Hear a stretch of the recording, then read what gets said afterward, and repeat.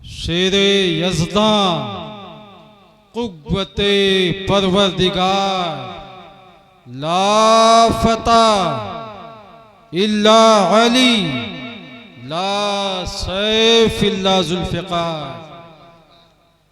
या इलाही ताबूद खुर्शीदो माही चिरागे चिश्तियाँ रा रोशनाई। नबी करीम के हुजूर हदिये दरूद बावाज़े बुलंद अल्लाहुम्मा सल्लि अला सय्यिदना मौलाना मुहम्मदिन व अला आलि सय्यिदना मौलाना मुहम्मदिन बारिक व सल्लिम सलातो व सलामन अलैका या रसूलुल्लाह सल्लल्लाहु तआला अलैहि वसल्लम। मैं अली के दर का फ़कीर हूँ, कोई मेरे आगे अमीर क्या।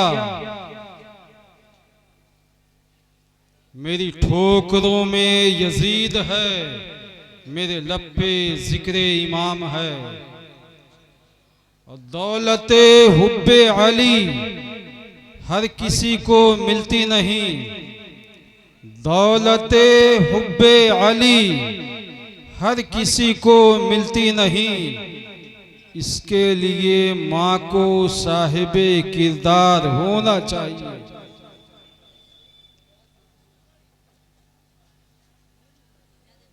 इसलिए नामे अली सुन के मुस्कुरा उठता हूँ मैं। पाक है मेरा लहू इजहार होना चाहिए। हजरत बड़ी अकीदत और मोहब्बत के साथ आप नात सुनते हैं, सुनना भी चाहिए। मेरे आका की सुन्नत है नात सुनना। लेकिन मुझे बताओ, आप जिस अकीदत और मोहब्बत के साथ सुनते हो नात, क्या नमाज के लिए भी यही मोहब्बत है आपके दिल में? मुसलमानों, अपने आप को कुछ बदलो। नहीं बदलोगे तो रूए जमीन से तुम्हारा नामो निशान खत्म कर दिया। और करीब वो दिन आने वाला है, अगर आपने अपने आप को बदला नहीं। बड़ी हैरत होती है, किसके महफिल में आप बैठे हैं, किस अल्लाह के मर्दे कलंदर के उर्स में आप आए हैं, उसका भी लिहाज नहीं है आपका। नात सुनने का मतलब यह नहीं है कि आप जिस ढंग से चाहो उसे सुनो। उसका एक सलीका होता है, उसका एक ज़ाब्ता होता है, उसका एक तरीका होता है। जरा बराबर भी अगर नात सुनने में हमसे गलती हो जाए तो कसम खुदा की जितने आमाल हमारे हैं चंद मिनटों में वो तबाह बर्बाद कर दिए जाए। नात सुनने का मतलब ये नहीं कि आप अपना आपा खो दो। बड़ा इश्क है आपको तो रोते क्यों नहीं? सिद्दीक़ अकबर रोते थे तन्हाइयों में बैठकर। वो बिलाल ऐसा नहीं हो गया। जब पूरा मक्का सो जाता था तो बिलाल मस्जिद नबी। आप तो उसका भी लिहाज नहीं करते हो। जिस नबी का कलमा पढ़ते हो वो आपकी महफिल में अगर बैठा हो, उसकी आल बैठी हो, तो उसके भी एहतराम का कोई सलीका नहीं है आपके पास। कहना पड़ता मजबूरन। और याद रखो मुसलमानों, दुनिया की तमाम दौलत तुम्हारे पास हो, तमाम अमाल तुम्हारे पास हो, अल्लाह के नबी की आल की मोहब्बत अगर तुम्हारे दिल में ना हो तो कुछ काम नहीं आएगा। ये मैं नहीं कहता, जिस इमाम के मसलक का नारा आप लगाते हो वो कहते हैं। फाज़ले बरेलवी से किसी ने पूछा, उठाओ फतवा रिज़विया। आला हज़रत सरकार से पूछा गया कि हजरत कोई किसी सैयदजादे को गाली दे दे, बुग़्ज़ो इनाद रखे, कीना रखे, तो उसके बारे में क्या हुक्म है? आला हज़रत सरकार फरमाते हैं कि ऐसा शख्स दायरे इस्लाम से खारिज कर दिया जाएगा। आपने नबी के आल के मकाम को समझा कहां है?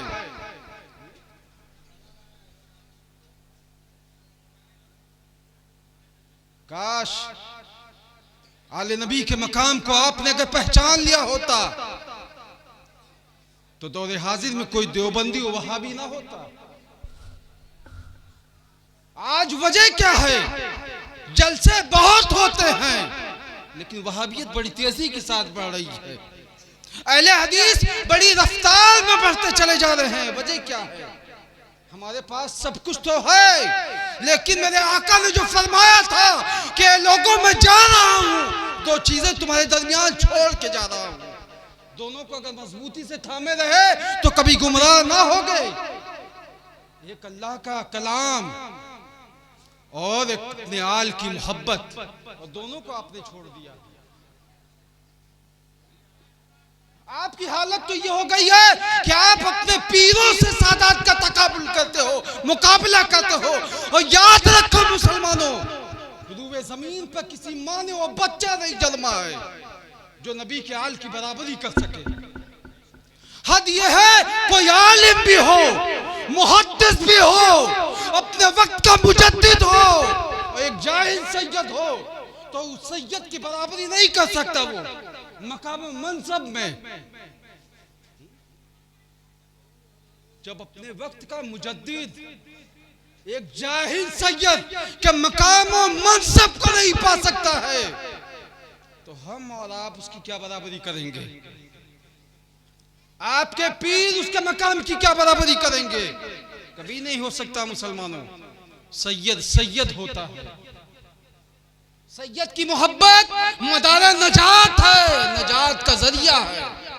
मेरे आका फरमाते हैं मम्माता अला हुब्बे आले मोहम्मद माता शहीदा वो मम्माता अला बुग़्ज़े आले मोहम्मद माता काफिरा। ये किसी और ने नहीं, जिस पैगंबर का आप कलमा पढ़ते हो उस पैगंबर ने अपने आल के बारे में कहा है जो मेरे आल से मोहब्बत करे और इसी आलम में वो फौत हो जाए तो शहीद होकर के मरा, और जिसने मेरे आल से बुग़्ज़-ओ-कीना रखा और इस हालत में उमर गया तो मेरे आका फरमाते हैं कि वो काफिर होकर मरा। लाओ रुए जमीन पे कोई आलिम,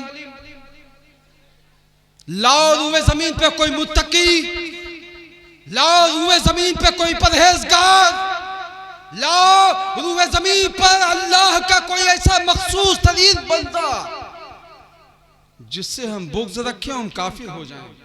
नहीं है इस रुए जमीन पर नबी के आल के सिवा कोई। नबी के आल से मोहब्बत करने का तरीका अगर सीखना हो तो सिद्दीक़ अकबर से सीखो, उमर फारूक आज़म से सीखो। हजरत अब्दुल्ला को जानते हो आप? कल अभी आपने सुना है हजरत अब्दुल्ला ये हजरत उमर फारूक आज़म के साहिबजादे हैं, बेटे हैं। हजरत इमाम हुसैन के साथ खजूर के एक बाग में गए थे और इमाम हुसैन ने फरमाया था बचपन का जमाना है दोनों का, कहा अब्दुल्ला खजूर के इस दरख्त पर चढ़ जाओ और खजूरें तोड़ो, मैं उसे खाना चाहता हूँ। हजरत अब्दुल्ला दरख्त के ऊपर चढ़ गए, खजूरों को तोड़ा, खुद खाया, हजरत इमाम हुसैन के लिए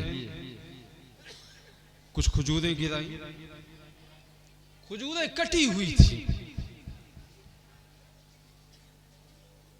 हजरत इमाम हुसैन ने जब ये देखा तो कहा कि अब्दुल्ला खुद अच्छी अच्छी खजूरें खाता है और मेरे लिए कटी कटी खजूरें गिराता है। लेकिन हजरत अब्दुल्ला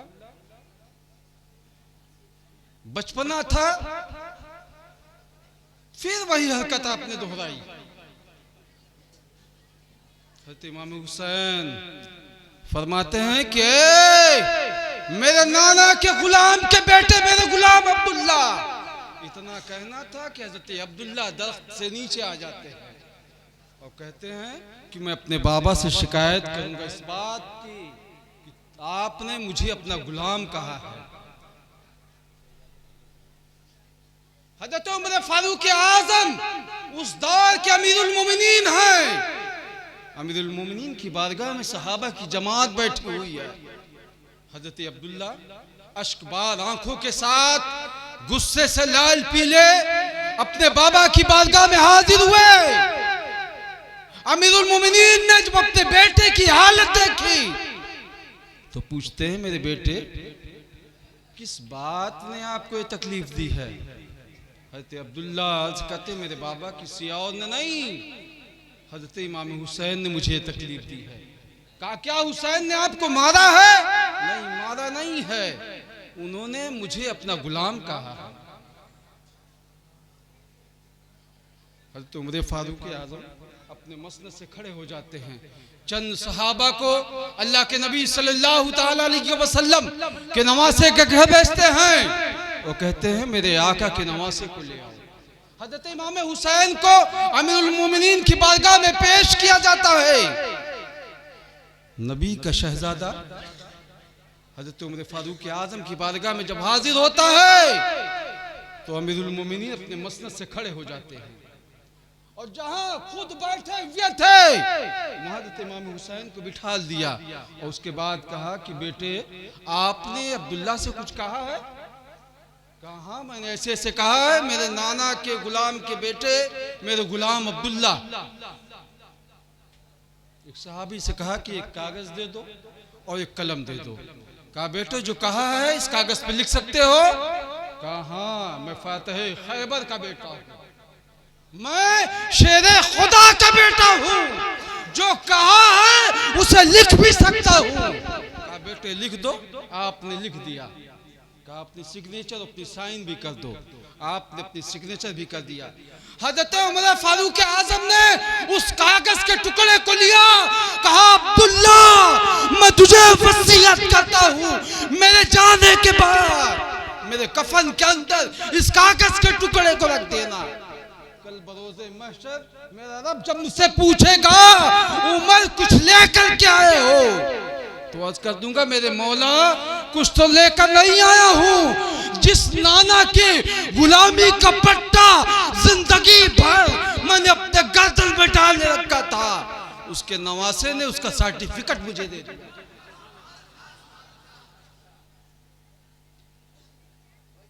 मुसलमानों, ये हैं सहाबा और इस हद तक अपने नबी की आल से मोहब्बत करते थे।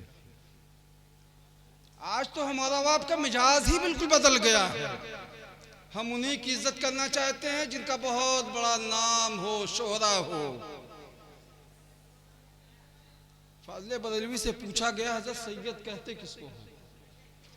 सैयदों में भी आज के दौर में इम्तियाज किया जाता है। सैयद कई किस्म के नहीं होते हैं, रूए जमीन पर सैयद सिर्फ 2 किस्म के होते हैं। इमाम अहले सुन्नत से पूछा गया, हज़रत सैयद कहते किसको हैं? मेरे इमाम फरमाते हैं, रूए जमीन पर हजरत फातिमा की आल, और उस आले पाक में हजरत ज़ैनब नहीं शामिल हैं। उस आले पाक में मौलाए कायनात के और बेटे और बेटियां नहीं शामिल हैं।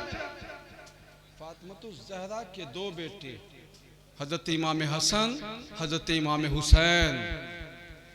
तो रूए जमीन पर क़यामत तक जितने सैयद होंगे या तो हसन ही होंगे या हुसैन ही होंगे, और सबका मकाम, सबका मर्तबा, सबका मनसब यकसा और बराबर।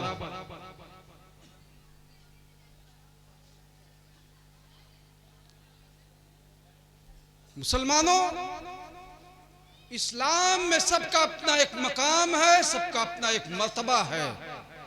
अंबिया का अपना एक अलग मकाम है, सहाबा का अपना एक अलग मकाम है, सिद्दीकीन का अपना एक अलग मकाम है, सालिहीन का अपना एक अलग मकाम है, अल्लाह के वलियों का अपना एक अलग मकाम है। लेकिन याद रखो, आप उससे बल्कि शाह में बैठे हुए हैं।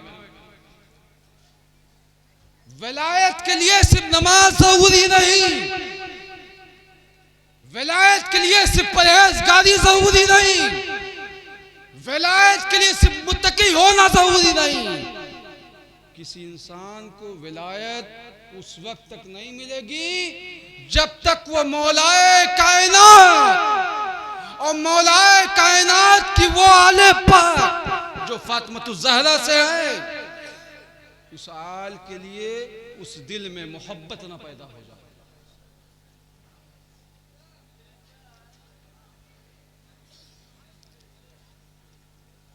लेकिन आपका मिजाज बड़ा अजीबोगरीब है। मैं तकरीबन 17-18 साल से आपको देख रहा हूं। सादात कैसे भी हों, और उसके बारे में भी बता देते हैं इमाम अहले सुन्नत ने क्या कहा है। इमाम अहले सुन्नत से किसी ने पूछा, फतावे रिज़विया में ये भी है, आपके गांव और मोहल्ले में कई अल्लाह के फजल करम से मुफ्तियों से पूछ लेना। हजरत से पूछा गया, सवाल किया गया, हजरत सैयद का अदब, उसका एहतराम कब तक किया जाएगा। इमाम अहले सुन्नत फरमाते हैं, सैयद अगर गुमराह भी हो जाए, हद ये है कि वो तफसीली भी हो जाए।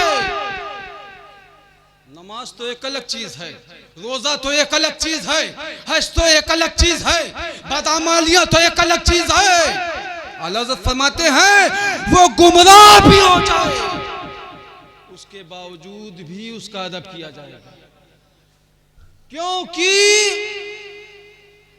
सैयद किसी मदरसे यूनिवर्सिटी से सनद याफ्ता कदम नहीं, बल्कि सैयद उसको कहते हैं जिसके जिस्म में फातिमा ज़हरा का दूध हो, जिसकी रगों में मौलाए कायनात का खून हो, जिसके जिस्म पाक में आकाए करीम सल्लल्लाहु ताला अलैहि वसल्लम का खून दौड़ रहा हो।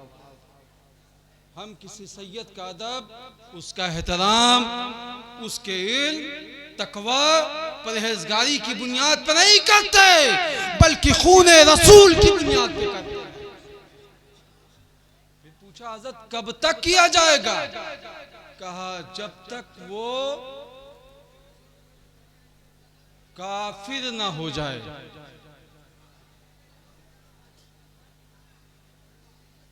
यानी सैयद जब तक काफिर ना हो जाए तब तक उसका अदब किया जाएगा, क्योंकि जो कुफ्र है वो नसब को खत्म कर देता है।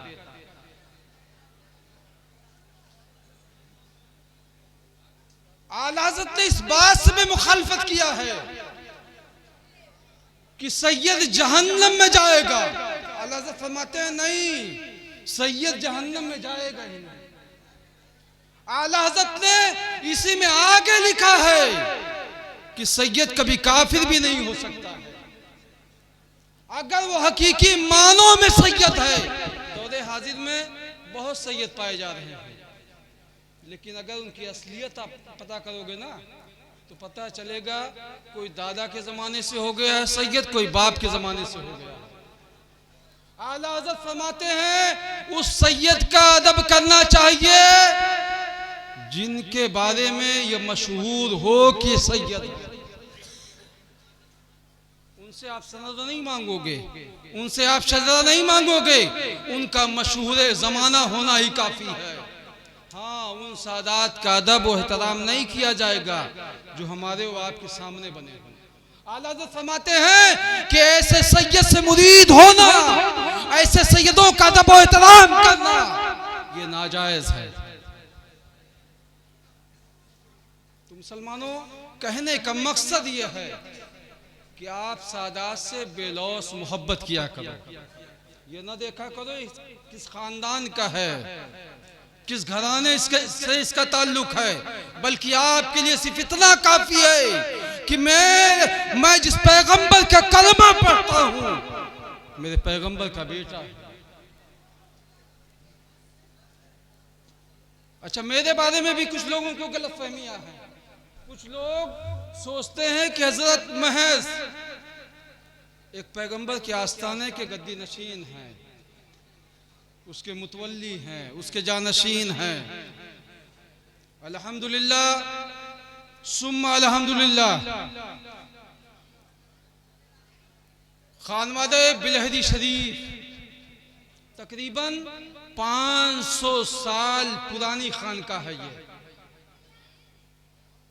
मक्का की सरजमीन पर दो सगे भाई थे, एक का नाम सैयद जमालुद्दीन था और दूसरे का नाम सैयद कमालुद्दीन था। 500 साल पहले इन्होंने काबा को छोड़ा, सफा और मरवा को छोड़ा, मिना की वादियों को छोड़ा, मुजदलफा को छोड़ा और हिजरत करके हिंदुस्तान के एक मशहूर शहर अवध में सुकूनत पजीर हुए और मखदूम सैयद शरफुद्दीन यहया मनेरी की सोहबत मिली और वहीं से सैयद जमालुद्दीन जमालुल औलिया अवधी हो गए। उन्हीं के भतीजे हैं मखदूम सैयद कयामुद्दीन शाह भीख मक्की, जिन्हें मखदूम अवध कहा जाता है। वही मेरे जद्दे आला हैं। करामत सुनना चाहते हो, उनकी करामत जानना चाहते हो? 500 बीघे का तालाब था जिसे आपने बद्दुआ दिया था, चंद मिनटों में वो तालाब सूख गया था। आज भी अगर वो करामत आपको देखनी होगी तो मेरे घर चले आइएगा, उस करामत को आप देख लीजिएगा। 500 बीघे का तालाब आज भी सूखा पड़ा हुआ है। और फिर दरियाए सरजू, दरियाए घाघरा की तरफ पलटते हैं और कहते हैं कि सरजू अगर अल्लाह के हुक्म से बहती है तो अल्लाह के बंदे कयामुद्दीन के कहने से बह जा। आगे आगे आप चल रहे थे, पीछे पीछे सरजू का पानी चल रहा था और अपने घर की दहलीज पर आकर खड़े हो गए थे। आज भी दरियाए सरजू हमारे घर के पहलू से गुजरती है। आज भी ये करामत बाकी है। और तीसरी करामत, हिरनी के सुराख में आपने 5 साल तक इबादत किया। उस अल्लाह के अजीम बंदे का नाम मखदूम अवध है। मखदूम अवध के बारे में जानना चाहते हो तो सुनो। मखदूम अवध दरियाए सरजू में गुस्ल करने के लिए गए। दादी हजरत से कहा कि मुझे भूख लगी है। दादी हजरत ने कुछ बनाया और उसके बाद आपको तलाश करने लगी, कहीं नहीं पाया। लोगों से पूछा कि हजरत को देखा है? लोगों ने कहा हाँ, दरिया के किनारे खड़े थे और दरिया में गोता लगाते देखा है। हजरत वो खाना लेकर अपने आंचल से ढक करके दरिया के किनारे पहुंच जाती है और 5 साल तक दरियाए सरजू के किनारे खड़ी रही। 5 साल के बाद दरियाए सरजू से मखदूम अवध नमूदार हुए। कहा खाना दे दो। आंचल हटाया तो खाने से भाप निकल रही थी। उसी मखदूम अवध का बेटा हूं। आप बिल्कुल हल्के में मत लेना। आप ये अपने दिलो दिमाग से बिल्कुल निकाल दो। वो मेरी सादगी है, मैं बहुत सी बातें आती हैं उसे नजरअंदाज कर देता हूँ। आप मेरा तकाबुल भी किसी से मत करना। मैं सबकी इज्जत करता हूँ, सबका एहतराम करता हूँ। इसका मतलब आप मुझे मत समझना। अल्हम्दुलिल्लाह आप हिंदो पाक की सरहदों तक खानवादे बिलहरी शरीफ के मुरीदीन आपको मिलेंगे। नेपाल के सरहदों पर सबसे ज्यादा अगर मुरीदीन हैं तो हमारे आबा अजदाद के मुरीदीन हैं। बॉम्बे और गुजरात की सरजमीन पर सबसे ज्यादा मुरीदीन हैं तो हमारे ही आबा अजदाद के मुरीदीन हैं। लेकिन हमारा मामला ये नहीं है कि बहुत लंबे चौड़े जुब्बे कुब्बे हों, आप मुझे बुलाओ कि हजरत मुझे अपने घर चलना है तो मैं उसके लिए नखरा दिखाऊं, अपनी अहमियत आपको बताऊं। कुछ नहीं ऐसा है। नबी की आल हूँ और मेरा मानना है नबी की आल अगर शुरू ज़मीन पर है तो मखलूक की खिदमत करने के लिए। मैं आपके दौलतों का भी भूखा नहीं हूँ। अल्लाह के फजलो करम से मखदूम अवध की औलाद होने की बुनियाद पर तकरीबन 1200 बीघे की जमींदारी सुल्तान औरंगजेब आलमगीर ने हमारे आबा उजदाद को दिया था।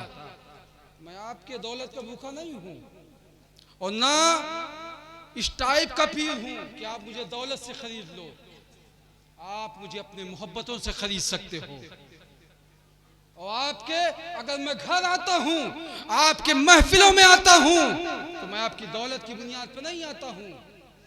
अगर कुछ चाहता हूं आपसे तो आपका अदब चाहता हूं, आपसे इज्जत चाहता हूं, आपसे एहतराम चाहता हूं, उसके सिवा कुछ नहीं चाहता। बस इन्हीं बातों के साथ हम अपनी बात को खत्म कर देते हैं। अल्लाह तबारक व तआला से दुआ करते हैं कि परवरदिगार आलम हम सब के दिलों में अहले बैत के लिए मोहब्बत पैदा फरमाए। एक वली का उर्स है, वली का मकाम, उसका मनसब बहुत बड़ा होता है। हम सरकार गौसे आजम के मानने वाले हैं। गौसे आजम का मकाम और मर्तबा जानते हो? एक जमाना था गौसे आजम का नाम अगर कोई बेवजू ले लेता था तो मर जाता था। आज हमारा आपका क्या मामला है? और बड़े यकीन के साथ कहता हूं, आज की महफिल में 50% लोग नापाकी की हालत में आते हैं। मुसलमानों, ये महफिलें मामूली महफिल नहीं है। अरे जिस नबी के शहजादे का नाम हम बेवजू नहीं ले सकते, इस महफिल में तो हमारे आका तशरीफ लाते हैं। ऐसी महफिलों में हम नापाकी की हालत में बैठना तसव्वुर कैसे कर सकते हैं? लेकिन मुसलमानों, कहना पड़ता अफसोस के साथ, हम ऐसी महफिलों की अजमत, उनके मकाम और उस महफिल के मर्तबे को हम भूल चुके हैं। हम तो सिर्फ अच्छी तकरीरें सुनने के लिए आते हैं, अच्छी नातों को सुनने के लिए आते हैं, अच्छी आवाज सुनने के लिए आते हैं। काश हम अपने आका की दीदार के लिए ऐसी महफिलों में आते। काश ये सोच कर क्या आते कि ऐसी महफिलों पर अल्लाह की रहमतों की बरसात होती है। अगर चंद छींटे भी हमारे जिस्मों पे पड़ जाएंगी तो हमारी दुनिया भी संभल जाएगी, हमारी आखिरत भी संभल जाएगी। वलियों के मकाम और मर्तबे को अगर समझना है तो आओ, मैं आपको लखनऊ की सरजमीन पर लेकर चलता हूँ। लखनऊ की सरजमीन पर एक अल्लाह का कलंदर है, मेडिकल कॉलेज के बगल में है, जिसकी मज़ार मर्जा खलाइक है। उसकी बारगाह में एक शख्स आया, उसने कहा कि मैं इस बात को नहीं मानता, दहरिया था वो। उसने कहा कि आप लोग बयान करते हो कि सरकार गौसे आजम ने एक दिन में, एक ही वक्त में 70 मुरीदों के यहाँ दावत खाया है। मैं इस बात को तस्लीम नहीं करता। मैंने बड़े बड़े आलिमों से सवाल किया, किसी ने जवाब नहीं दिया। एक आलिम ने आपका पता मुझे दिया है। वो कहा कि अगर उसका जवाब कोई दे सकता है तो आप लखनऊ चले जाओ। मेडिकल कॉलेज के बगल में एक इमली का दरख्त है, उसके साए में एक अल्लाह का कलंदर बैठता है, तेरे सवालों का जवाब वही दे सकता है। जानते हो मुसलमानों, उस मर्द कलंदर का नाम क्या है? उसका नाम मखदूम शाह मीना है। सरकार गौसे आजम का नाम जब उसने लिया तो कहा पहले तू गुस्ल कर ले, और जब वो गुस्ल कर चुका कहा वजू कर ले। उसने कहा हजरत मैंने सवाल किया था आपसे, इसमें गुस्ल वजू की क्या जरूरत थी? कहा नबी के जिस शहजादे का नाम तू ले रहा है, उस नबी के शहजादे का नाम हम मोमिन मुसलमान, नापाकी तो दूर की चीज है, बिना वजू लेना भी मुनासिब नहीं समझते। कहा जब तूने नाम ले लिया, वजू कर लिया है, तो अब नाम ले। तो उसने फिर वही सवाल दोहराया। आपने कहा कि अब मेरी तरफ मत देख, इमली के दरख्त की तरफ देख। जब उसने निगाह उठाई तो इमली के हर पत्ते पर मखदूम शाह मीना बैठे हुए थे। वो पुकार उठा, जब लखनऊ के मखदूम शाह मीना के मकाम का ये आलम है तो बगदाद के गौस का आलम क्या होगा? हमने वलियों के मकाम और मर्तबे को समझा क्या है? मखदूम शाह बल्खी के उसमें आने वालों, कभी अकीदत के साथ शाह बल्खी की बारगाह में हाजिरी तो दो। दुनिया की हर दौलत तुम्हें मिलेगी। आपने नाम सुना हजरत बहलोल दाना का। बस आखिरी वाकया इसी के साथ अपनी बात को खत्म कर देंगे। एक अल्लाह का बहुत बड़ा कलंदर है, इसी रुए जमीन पर पैदा हुआ है, जिसकी बारगाह में बीबी जुबैदा जो हारून रशीद की बीवी हैं वो हाजिर होती हैं। हजरत दरिया के किनारे बैठे हुए थे और कुछ बना रहे थे। बीवी ने पूछा, हजरत क्या बना रहे हो? कहा जन्नत बना रहा हूं। कहा बाबा जन्नत बेचोगे? कहा जुबैदा बेचूंगा। कहा बाबा कीमत क्या है? बहलोल दाना फरमाते हैं जुबैदा चांदी के 10 सिक्के। बीबी जुबैदा ने अपनी झोली से 10 चांदी के सिक्के निकाले, बहलोल दाना के कदमों में डाल दिया। उसके बाद अपने घर चली गई। रात में हारून रशीद जब सोया, वो ख्वाब देखता है कि अल्लाह की जन्नत पे हाजिर हूं, और अल्लाह की जन्नत को देखता रहा। देखते देखते एक महल के करीब पहुंचा और रुक जाता है। उस महल पर लिखा था जुबैदा का महल। दरवाजा खोलकर उसके अंदर दाखिल होना चाहिए।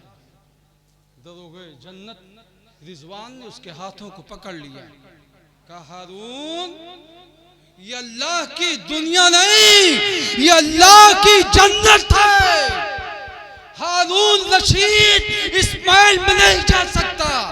इस महल में हारून रशीद की बीवी जुबैदा, वो नींद से बेदार हो जाता है, अपनी बीवी को बुलाता है। कहा जुबैदा कौन सा ऐसा नेक अमल करती हो? कहा मेरे शौहर मेरे दिन भर का अमल आपकी निगाहों के सामने, मैं कोई ऐसा अमल नहीं करती। हाँ अल्लाह की इबादत करती हूँ, जो कुछ हो सकता है मैं करती हूँ, लेकिन मामला क्या है, इतने परेशान क्यों हो आप? कहा जुबैदा तेरे नाम का एक महल मैंने देखा है। जुबैदा कहती है कसम है उस रब्बे जुल्जलाल की जिसके कब्जे कुदरत में जुबैदा की जान है। वो जन्नत अल्लाह की इबादत के बदले नहीं, बल्कि अल्लाह के उस मर्द कलंदर बहलोल दाना की दुआओं से मिली। जुबैदा वो अल्लाह का नेक बंदा रहता कहाँ है? जुबैदा कहती हैं हारून रशीद दरिया के किनारे बहलोल दाना रहते हैं। तारीख निगारों ने लिखा है हारून रशीद जो वक्त का खलीफा है, आगे आगे दौड़ रहा था, पीछे पीछे उसके सिपाही दौड़ रहे थे। दरिया के किनारे हारून रशीद जब पहुंचता है तो टह जाता है। बहलोल दाना कुछ बना रहे थे। कहा बाबा क्या बना रहे हो? कहा जन्नत बना रहा हूँ। कहा बाबा बेचोगे? कहा हाँ बेचूंगा। कहा हारून रशीद खरीदेगा? कहा बाबा खरीदूंगा। बाबा कीमत क्या है? बहलोल दाना ने हारून रशीद की तरफ देखा। कहा हारून रशीद खरीदेगा? कहा हाँ बाबा खरीदूंगा। कहा बाबा कीमत कितनी है? बहलोल दाना फरमाते हैं तेरी सल्तनत का आधा हिस्सा। कहा बाबा एक ही रात में जन्नत इतनी महंगी? जुबैदा ने खरीदी थी तो 10 दिरहम में बेच दिया था। उसका शौहर हारून रशीद खरीदने आया है तो सल्तनत का आधा हिस्सा। हारून रशीद जुबैदा ने जन्नत बिना देखे खरीदी थी, हारून रशीद जन्नत देख के जन्नत खरीदने आया। मुसलमानों ये अल्लाह के वली हैं जो जन्नत बेचते और खरीदते हैं। आपने वलियों के मकाम को कहां पहचाना है? और ये वली वो हैं जिनके सर्टिफिकेट पर मौलाए कायनात की मोहर न लगे तो कभी वो वली नहीं हो सकता। जिनके दिलों में नबी के आल के लिए मोहब्बत न हो वो बंदा कभी वली नहीं हो सकता। लिहाजा मैं कहना चाहता हूं कुछ भी हो जाए, आपकी दुनिया तबाह बर्बाद हो जाए, लेकिन नबी और उसके आल का दामन कभी न छोड़ना। बस इन्हीं बातों के साथ हम अपनी बात को ख़त्म कर देते हैं। अल्लाह तबारक व तआला की बारगाह में दुआ करते हैं कि परवरदिगार आलम हम सबको सिरात मुस्तकीम पर चलने वाला मुसलमान बनाए। हमारे बोलने में, कहने में अगर किसी किस्म की कोई ख़ता सज़द हुई हो, हम सबको हाजिर व नाजिर बना करके अल्लाह तबारक व तआला की बारगाह में तौबा करते हैं। अस्तगफिरुल्लाह रब्बी मिन कुल्लि ज़ंबि व अतूबु इलैहि, अशहदु अल्ला